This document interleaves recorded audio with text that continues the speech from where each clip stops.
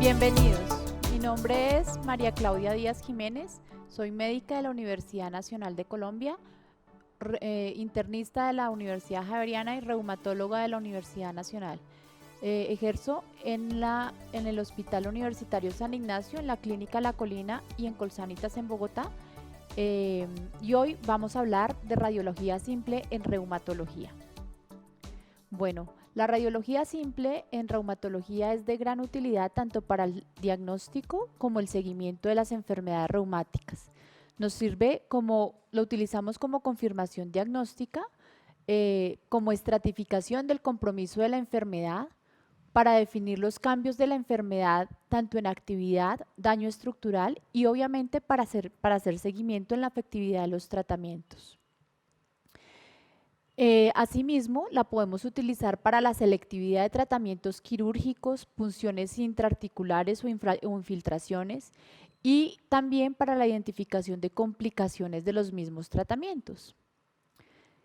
Inicialmente, tenemos que evaluar al paciente para definir la pertinencia de la solicitud de un estudio radiológico y definir cuáles son las imágenes y cuáles son las proyecciones que son útiles para el diagnóstico o el seguimiento que queremos ver.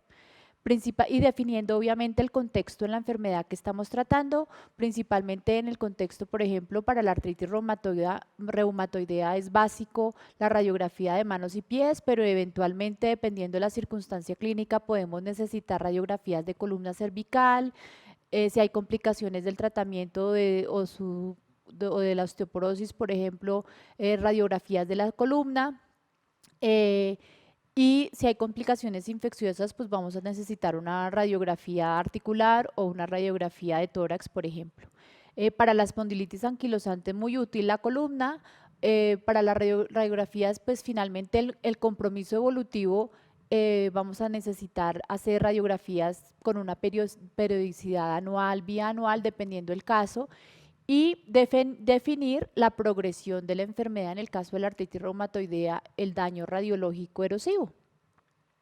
Como decía, la mano en las proyecciones, principalmente la posteroanterior y las comparativas son de gran utilidad. En el pie, la anteroposterior, la lateral y la oblicua, y con carga en la evaluación del retropié cuando está indicado. Para las rodillas, la cadera, siempre buscamos cómo valorar las radiografías con apoyo, y de esa manera podemos ir mirando qué tipo de alteración tenemos. Acá tenemos las proyecciones para la mano, la posteroanterior, la oblicua y la lateral.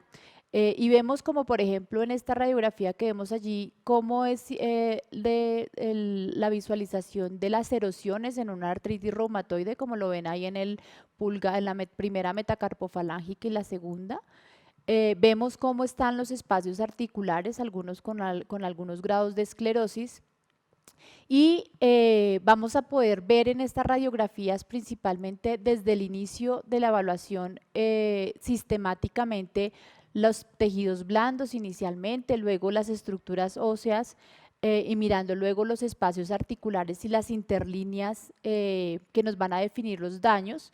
Acá vemos, por ejemplo, que los espacios del aumento de las partes blandas nos va a poder hablar de un diagnóstico diferencial, que cuando es un compromiso simétrico alrededor de las articulaciones podemos hablar de cualquier artropatía inflamatoria, más predominantemente en artritis reumatoide.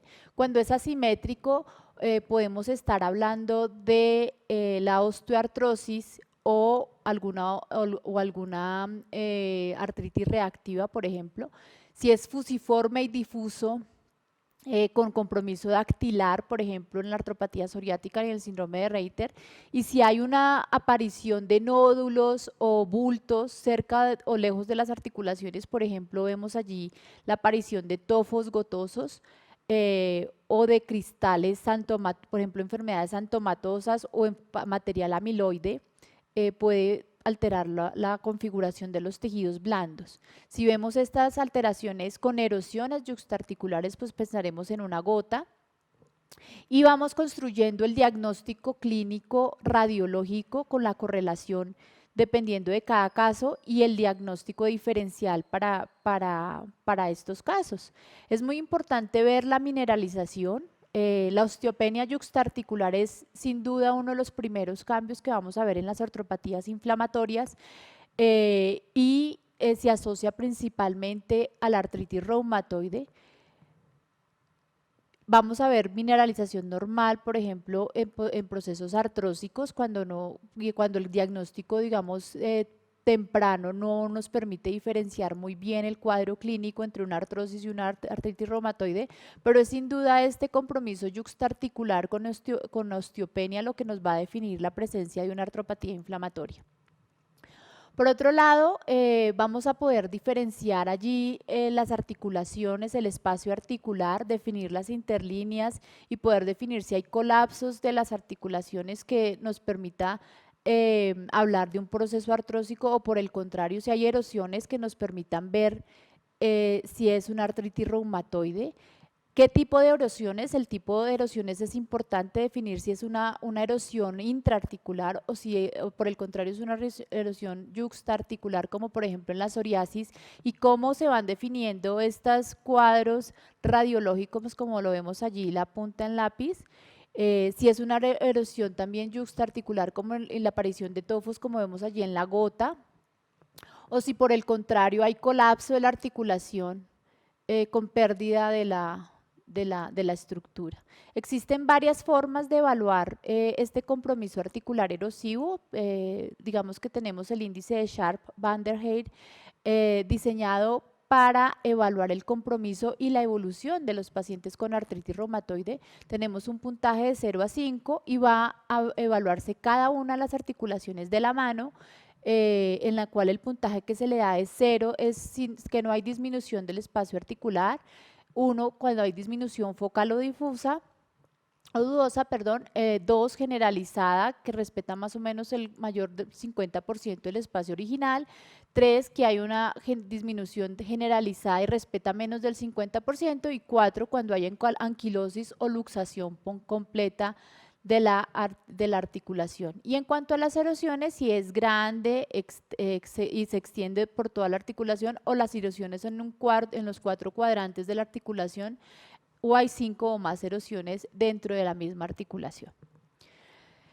Sin duda existen, digamos, a pesar de todas las estrategias diagnósticas, obviamente contamos con otros métodos radiológicos para valorar el detalle.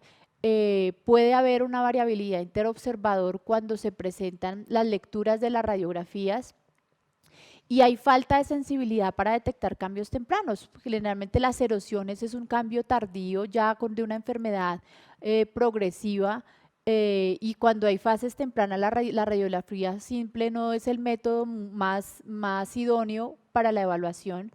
Sin embargo, siempre que queremos evaluar de primera mano, contamos con esta ayuda y hay que tener en cuenta estas debilidades para poder optimizar los recursos y poder definir la utilidad de ayudas diagnósticas adicionales para casos puntuales. Bueno, vemos acá entonces una radiografía de mano en la cual para el diagnóstico diferencial, como les decía, cuando hay compromiso articular doloroso en las manos, es importante definir la presencia del compromiso, digamos, de estos espacios. Y aquí vemos también la localización nos ayuda a la interpretación. Principalmente en las interfalángicas distales el compromiso va a ser más por la artrosis que por otros cuadros inflamatorios como la artritis reumatoide. Entonces, la localización interfalángicas proximales y distales artrosis, vemos allí en el índice compromiso de la interfalángica distal y en el tercer dedo la interfalángica proximal, que nos hace el diagnóstico diferencial de una artrosis. La artrosis es una de las enfermedades más prevalentes en reumatología. Vemos la aparición de los nódulos de Verdén que se correlaciona con el compromiso articular. Allí vemos el colapso y la presencia de geodas tanto en las interfalángicas distales como las proximales, y en las proximales los reconocemos como los nódulos de Bouchard. Y cuando hay compromiso de la primera metacarpofalángica y eventualmente subluxación radial, vamos a encontrar diagnósticos diferenciales para la artrosis. Dentro de las otras patologías que nos encontramos para utilidad es la artropatía psoriásica. en la cual vamos a encontrar erosiones proliferativas y principalmente aumento de partes blandas. Podemos encontrar lo que les decía, las dactilitis o los dedos en salchicha, y importante reconocer los signos de periostitis o la presencia de osteoporosis generalizada, que nos va a hablar la relación de una artropatía inflamatoria. Otros grupos articulares que podemos evaluar, pues obviamente está la radiografía de la pelvis, en la cual uno de los componentes de evaluación predominante va a ser la articulación coxofemoral, y allí vemos cómo hay un colapso, una esclerosis del techo acetabular con la presencia del proceso artrósico bilateral. Vamos a evaluar también en las enfermedades inflamatorias de la columna la presencia de sindesmofitos y el componente de la osificación del ligamento longitudinal anterior, como lo vemos aquí en estas fotos de la espondilitis anquilosante, lo que se conoce como la columna en caña de bambú, y vemos allí los tres ligamentos osificados y las sacroiliacas completamente esclerosadas.